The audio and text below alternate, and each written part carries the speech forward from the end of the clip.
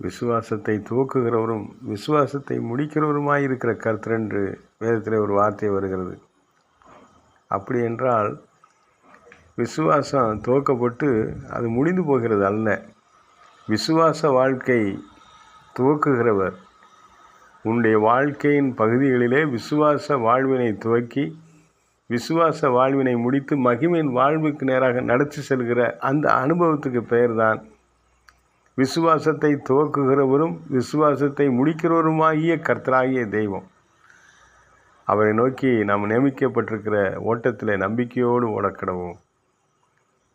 விசுவாச வாழ்க்கையை துவக்குகிறவர் அந்த விசுவாச வாழ்க்கையை முடித்து மகிமையின் வாழ்க்கையில் நடத்துகிற தம்மோடு வைத்திருக்கிற தம் பிரசன்ன மகிமையிலே தம் அடியிலே அமர வைத்திருக்கிற அந்த உன்னத அனுபவத்துக்கு நடத்துகிற ஒரு காரியத்தை தான் தேவன் சொல்லுகிறார். விசுவாசத்தை துவக்குகிறவரும் விசுவாசத்தை முடிக்கிறவருமாய் நான் இருக்கிறேன் என்று தம்முடைய தாசர்களுக்கு அவர் வெளிப்படுத்தினதை அந்த பரிசுத்த அப்போஸ்தலர்கள் வேதத்தில் எழுதி வைத்திருக்கிறார்கள்.